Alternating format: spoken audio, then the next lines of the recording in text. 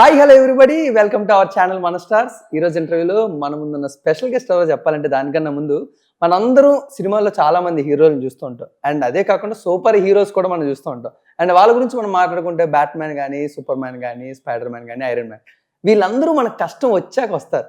But he's the only one man line man. కష్టం రాకముందే మనందరికి వచ్చి మన కష్టాలన్నీ ఏమీ మన ముందుకు రాకుండా ఎప్పటికప్పుడు చూసుకున్నా ఒకే ఒక్క మ్యాన్ ఎవరైనా ఉన్నారంటే మన డైలీ లైఫ్లో he's that line man.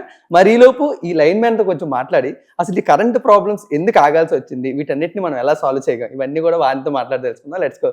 Hello అయ్యా, నువ్వు అసలు ఇట్లాంటి ఇంట్రో నేను అసలు చూడలా. అయ్యా నువ్వు దేవుడయ్యా, దేవుడు అయ్యా నువ్వు. అంటే batman, superman, spiderman, line man కలిపావు డార్లింగ్. మనల్ని కరెక్టే, వాళ్ళు కష్టం వచ్చిన తర్వాత వస్తారు. కష్టం రాకుండానే మాకు రోజు అంతా చూసుకుంటూ ఉంటాం. 100%. అలాంటి ఒక ఇంట్రెస్టింగ్ కాన్సెప్ట్ లోనే నువ్వు ఒక పార్ట్ అయినప్పుడు అండ్ క్యారెక్టర్ చాలా కొత్తగా ఉంది, సినిమా స్టోరీ కొత్తగా ఉంది, యాక్టర్ కి ఎంత ఎక్సైట్ చేస్తుంది అన్న అలాంటి మీద ఎక్కువ అదే ఎక్సైట్మెంట్ డార్లింగ్. ఇప్పుడు నేను యాక్టర్ అవ్వాలని వచ్చింది పెద్ద సూపర్ స్టార్ అయిపోయి ఏదేదో చేసేసి 10 కార్లు 15 బంగ్లాలు 3 పెళ్ళిళ్ళు. That was not the idea. ఇప్పుడు నేను ఒక నార్మల్ మిడిల్ క్లాస్ ఫ్యామిలీ నుంచి వచ్చాను. ఒక యాక్టర్ అవ్వాలి, కెరియర్గా యాక్టర్ అంటే మన ఎవరు తీసుకుంటాడు, మన యాక్టర్ అవ్వాలంటే ఎవరో ఒకళ్ళు ప్రొడ్యూస్ చేయాలి, మన దగ్గర డబ్బులు లేవు, అంత కాంటాక్ట్స్ లేదు, ఫ్యామిలీలో కూడా ఒక ఛాన్స్ వచ్చింది. So then I didn't want to get greedy from there. దీన్ని కనెక్షన్ అలా కాకుండా what are the different scripts and lines that I can explore అన్నట్టు నేను ట్రై చేస్తూ వస్తున్నా. Let it be line man or let it be చీకటి గదిలో చితగొట్టుడు. It could be extremes, but I want to see how much I can push my comfort level and my boundaries. So అట్లా line man అనేది actually నాకు వచ్చిన script కదా. వాళ్ళ cinema చేస్తున్నాను అనుకుంటే నేనే దాంట్లో దూరి సార్ నేను చేస్తాను, let's make the film more. మీరు నోటీస్ చేసి ఉంటారు, ఎవ్రీబడి ఈజ్ అ ఫ్రెషర్. నేను ఒక్కడే కొంచెం సినిమాలు and of course B Jayashree గారు అని చెప్పి ఉన్నారు, ఒక ఓల్డర్ అబ్బ క్యారెక్టర్ చేసి ఉంటారు 99 years కరెక్ట్. ఆవిడ she's a legend in theatre అనమాట. ఆవిడ ఒక పద్మశ్రీ అవార్డీ. ఆవిడ కర్ణాటక నాటక సంఘలో చాలా పెద్ద ఒక position. She most experienced. And then so many other fresh కాస్ట్తో చేసిన సినిమా. సో నేను అట్లాంటి మంచి సినిమా ఉన్నప్పుడు ఎత్తుక్కొని దాని లోపల ఒక హనుమాన్ లాగా లైన్ మ్యాన్ కూడా ఏదో చేస్తాడని.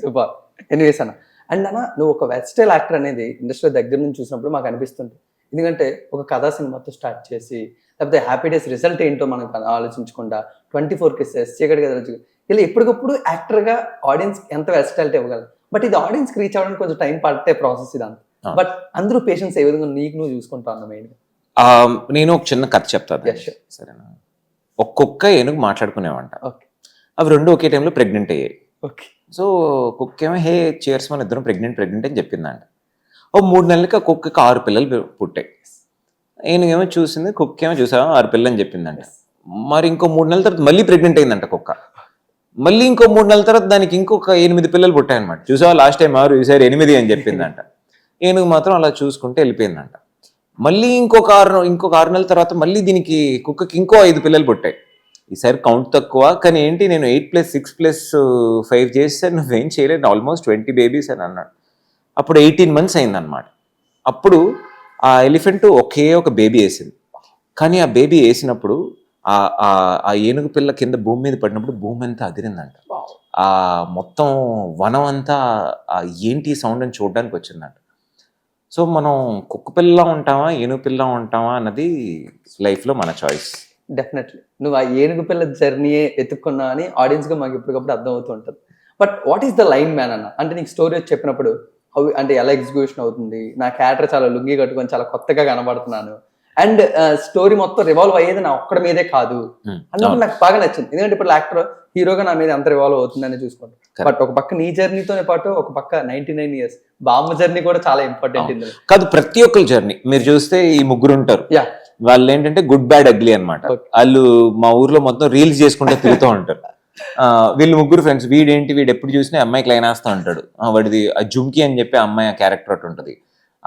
ఆవిడేమో సో ఒక్కొక్కరికి ఆయనేమో గౌడ్ సాబ్ అని చెప్పి ఆయన పిల్లలు పుట్టరు, ఊరు పెద్ద గౌడ్ సాబ్. ఆయన ఊర్లో ఏమో పిల్లలు సంతానం లేదు. అట్లా ఇంకో క్యారెక్టర్ ఏమో పిండి మిషన్ వేసుకుని ఉంటాడు.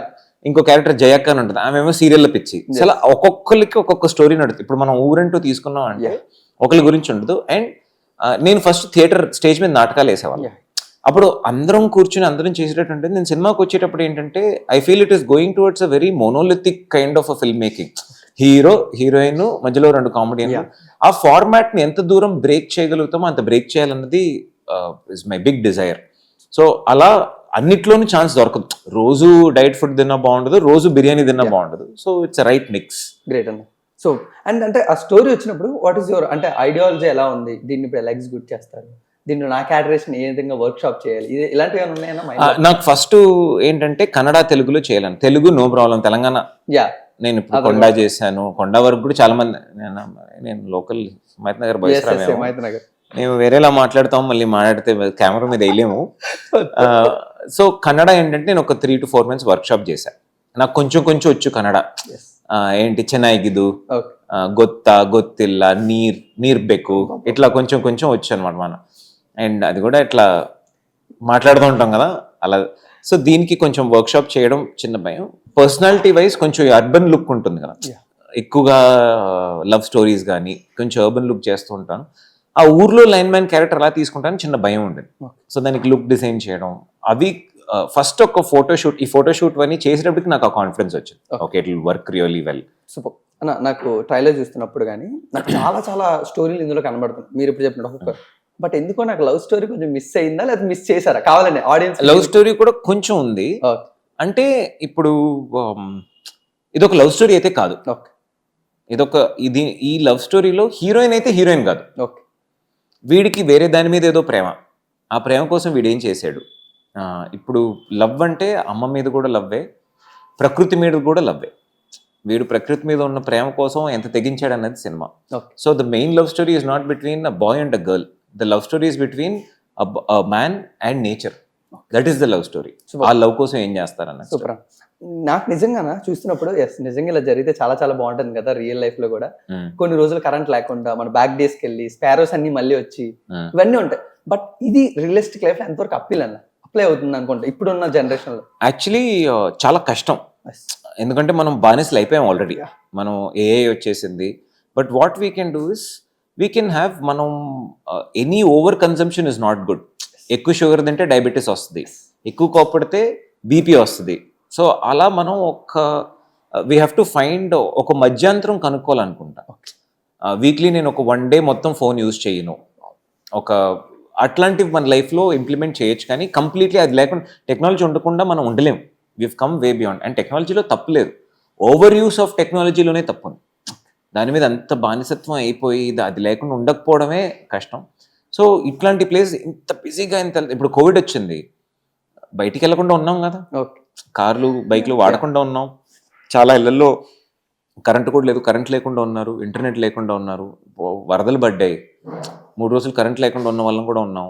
So if we can consciously do it, మనంతో పాటు మనమే చేసుకున్నాం. నేను వారంలో ఇలా ఉంటాను, ఒక రోజులో ఎన్ని గంటలే వాడతాను అన్నట్టు మనకి మన మీద రెస్ట్రిక్షన్ పెట్టుకుంటే definitely it is possible. Super. And one more thing, family ఎప్పుడు కూడా నీ షూటింగ్స్కి రారు. సో వాళ్ళు ఎప్పుడు చాలా అవాయిడ్ చేస్తూ ఉంటారు. బట్ సినిమాల్లో ఎంతవరకు వాళ్ళు ఇన్వాల్వ్ అవుతారు నీ సినిమాల్లో మెయిన్గా? యాక్చువల్లీ ఏ సినిమా చేస్తాను కూడా తెలియదు. ఓకే.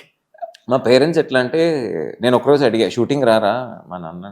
ఇప్పుడు మా అమ్మ అనేది తను లేదు, you know last year she passed away. She use to say, ఇప్పుడు నువ్వు ఒక ఐటీ జాబ్కి వెళ్ళావమ్మా, మేము వచ్చి ఆఫీస్లో కూర్చొని ఎలా పని చేస్తున్నావు చూడడం కదా, ఇట్స్ యువర్ పర్సనల్ స్పేస్, నువ్వు పొందుకుని గెలిచి అక్కడ వచ్చి చైర్ వేసుకొని నువ్వు ఇది చేయి అది చేయి అన్నట్టు. నా లైఫ్లో యాక్చువల్లీ మేము చాలా చాలా రిచ్ అని ఫీల్ అవుతా. ఎందుకంటే నాకు ఎవరికి లేని ఫ్రీడమ్ ఇచ్చారు. మీరు కారు కొనివ్వచ్చు, కానీ ఇక్కడికి వెళ్ళొచ్చు అక్కడికి వెళ్ళొచ్చు అంటే కార్కి సంబంధం లేదు కదా. మీరు ఒక మంచి ఫోన్ కొనివ్వచ్చు, కానీ ఆ ఫోన్లో ఇదే వాడాలి అదే వాడాలి. They gave me all the freedom. తప్పులు చెయ్యి, కింద పడు, లెగు, కానీ నీ అంతటి నువ్వు చెయ్యి. That is the biggest freedom they gave. And వాళ్ళకి ఎప్పుడు పెద్దగా తోచలా రావాలి చూడాలని, కానీ ప్రతి సినిమా చూస్తారు. ప్రతి సినిమా ఫస్ట్ డే వాళ్ళే ఆడియన్స్లోకి వెళ్ళి టికెట్ కొని చూస్తారు. ప్రివ్యూలో చూస్తే వాళ్ళకి పెద్ద మజా, చూసారు 1-2 సినిమాలు, పెద్ద మజా రాలే వాళ్ళకి. So they like to go and watch an audience. And మా పేరెంట్స్ నాకు రివ్యూ ఇస్తారు, లేదు చాలా బాగుంది సినిమా, చాలా బాగా చేసావు, ఆడుతుందో ఆడదో మాకు ఐడియా లేదు కానీ నువ్వైతే బాగా కొన్ని సినిమాలు చెప్పేస్తారు ఇది అంతగా లేదమ్మా నువ్వు ఎందుకు ఇలా చేసావు నాకు అర్థం కావట్లేదు సరే నెక్స్ట్ టైం బెటర్ చేయొద్దు అలాగే ఉండింది ఇప్పటి వరకు చూద్దాం నా వైఫ్ ఎలా ఉంటుంది.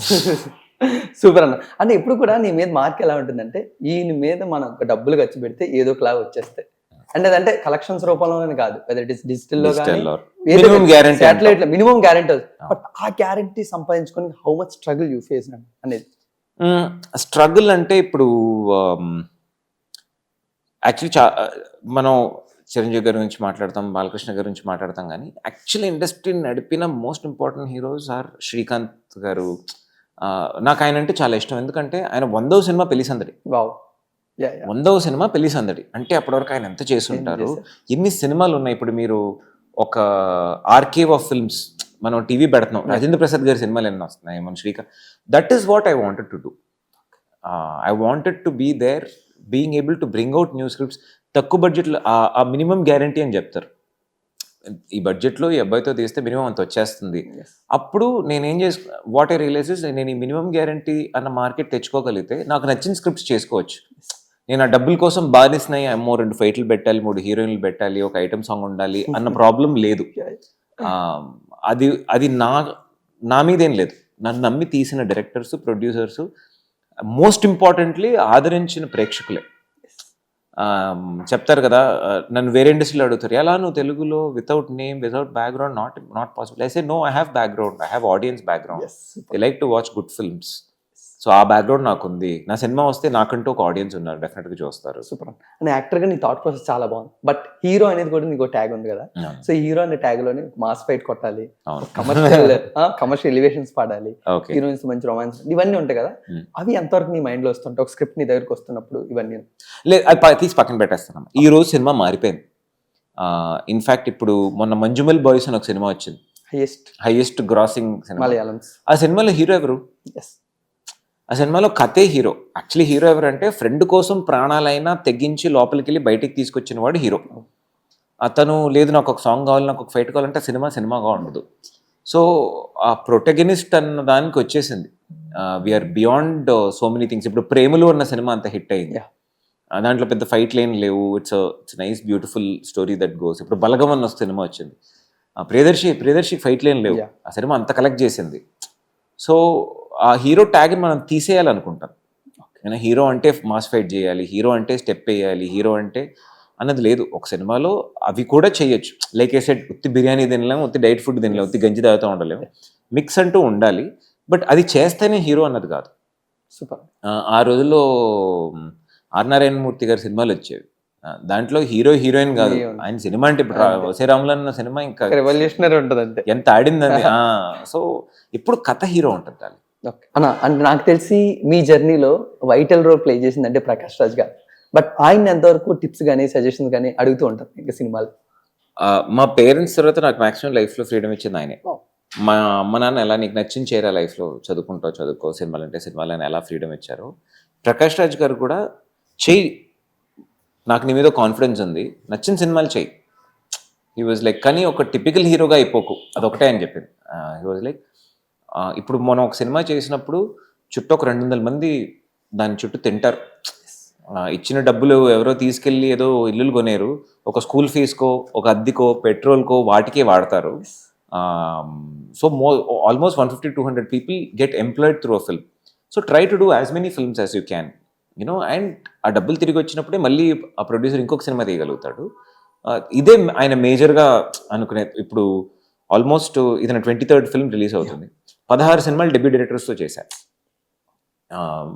నాకు దాంట్లో గొప్ప కన్నా I feel I'm part of something so big. ఎన్నో దీపాలు స్టార్ట్ అవ్వడానికి. ఇప్పుడు మళ్ళీ నా ఫస్ట్ ఫిల్మ్ కథా డైరెక్టర్తో ఇంకొక సినిమా చేస్తున్నా. ఇప్పుడు ఈశాన్ నేను హెబా పటేల్ యాక్ట్ చేస్తున్నాం ఆ సినిమా. సో లైఫ్ కమ్స్ అ ఫుల్ సర్కిల్.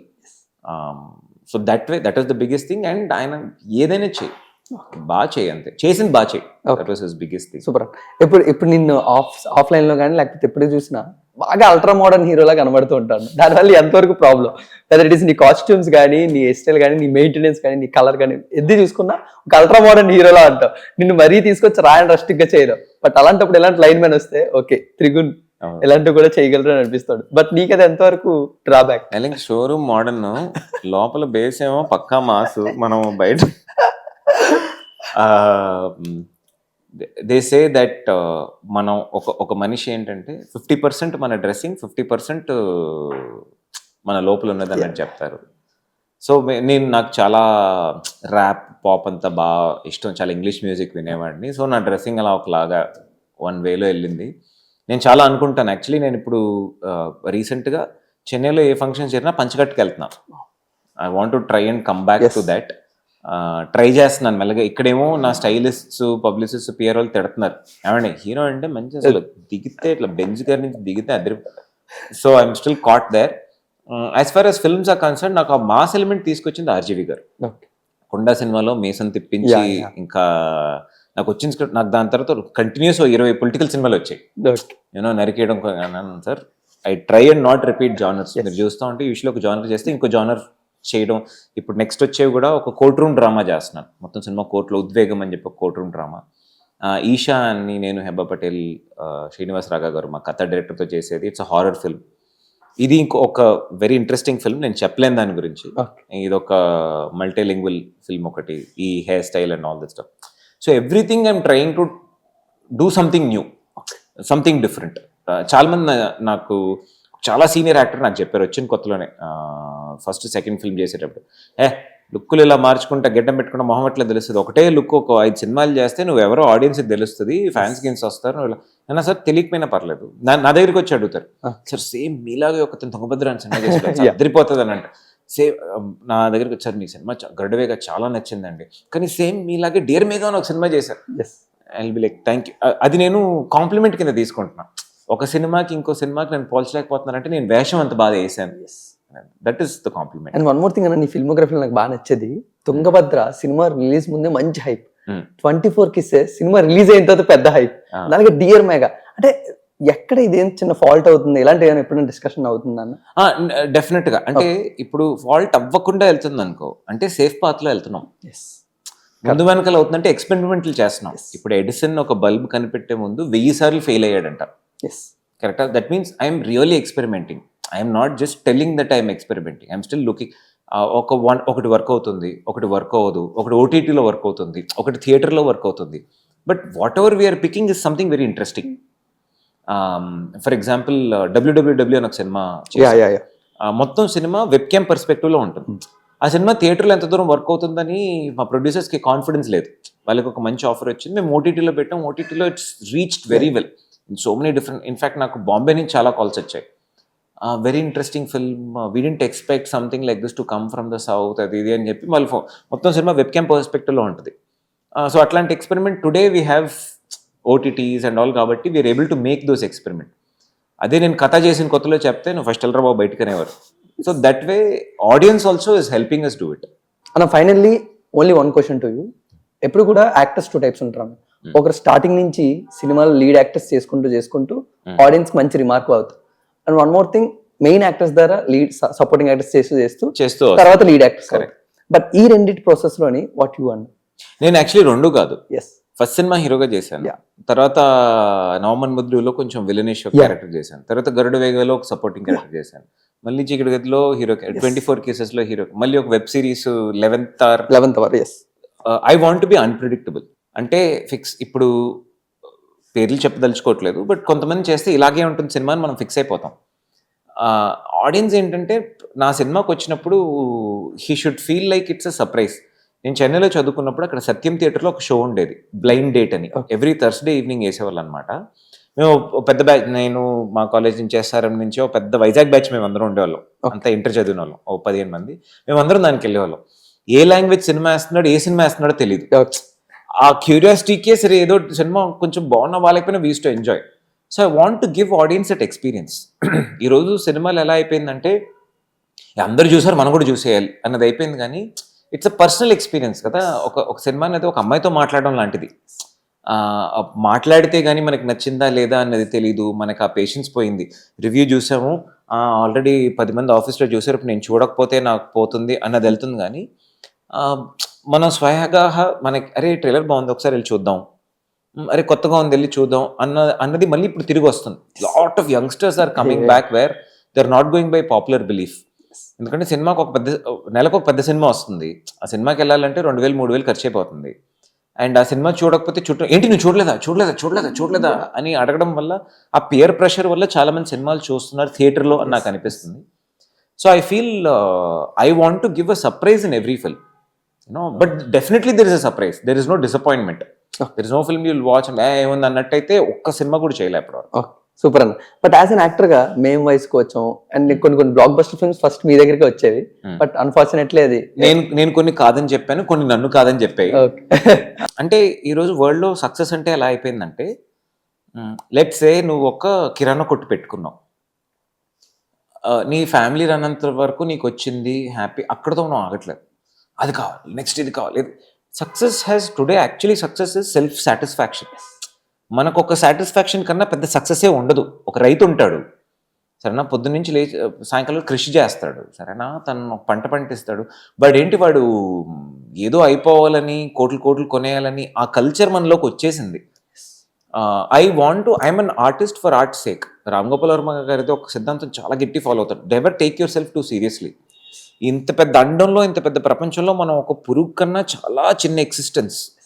ఓకే, మీరు ఒక 50 ఏళ్ల క్రితం పెద్ద హీరో ఏ కారు నడిపాడో మీకు తెలుసా? ఏం బట్టలు వేసుకున్నారో మీకు తెలుసా? ఎలా ఉన్నారో మనకు తెలియదు. మనకు తెలిసిన ఒక మంచి సినిమాని. ప్రతి యాక్టర్ కెరియర్ లో మనం ఒక 2-3 సినిమాలు గుర్తుపెట్టుకుంటాం, అంతకన్నా ఎక్కువ పెద్దగా ఒక కమల్ హాసన్ గారి తప్ప. Correct. When he's made so many experiments, most actors పెద్ద యాక్టర్స్ ఒక 4-5 ఫిల్మ్స్ గుర్తొస్తాయి. ఇప్పుడు ఎంత పెద్ద చిరంజీవి ఫ్యాన్ అయినా ఆయన 150 సినిమాలు చేశారు, చెప్పు అంటే 20 సినిమాలు పైన టైటిల్ రావు మనకి నోట్లో, right? So what we take ourselves too seriously. I don't take myself so seriously.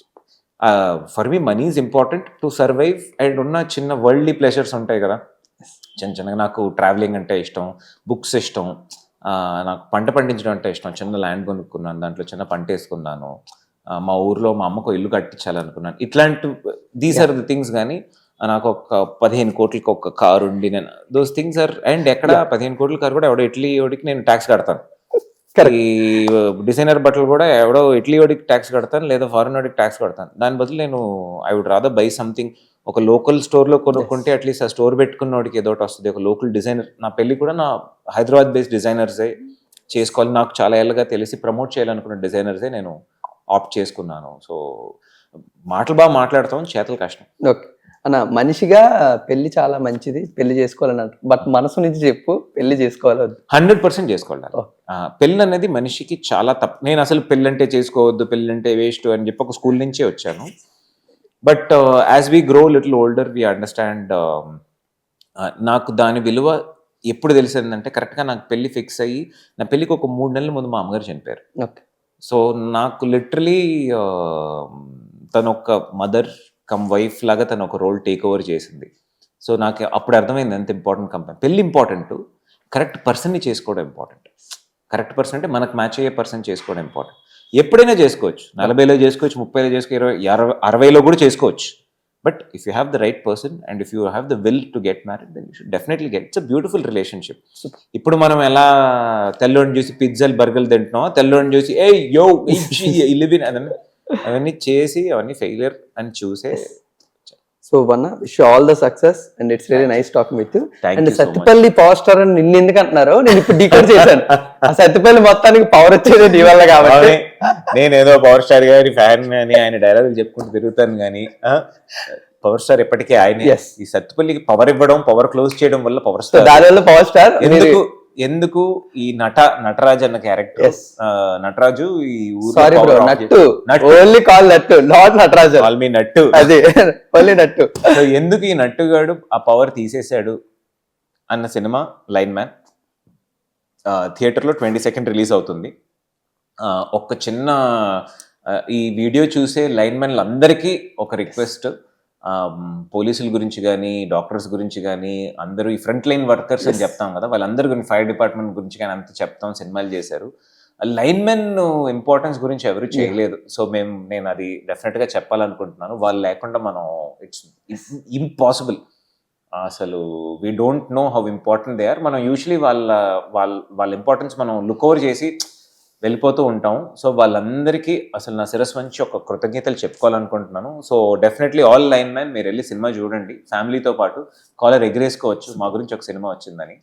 Thank you so much అన్న. Thank you. డెఫినెట్లీ అంటే ఎన్ని సినిమాలు వచ్చినా నీ ఫిల్మోగ్రఫీలో ఫస్ట్ లైన్ మ్యాన్ మూవీ ఎవరు తీసారంటే తప్పకుండా మీ పేరు వస్తుంది. Definitely. And that's definitely wish all the success. So guys మీరందరూ కూడా తప్పకుండా March 22 ఈ లైన్ మ్యాన్ కష్టాలని ఇష్టాలని అండ్ అలాగే ఈ పవర్ స్టార్ ఎందుకు సత్యపల్లి మొత్తం పవర్ తీశాడో మీరందరూ కూడా సినిమాలో చూసి ఎంజాయ్ చేయండి. March 22 only in theatres. Thank you so much.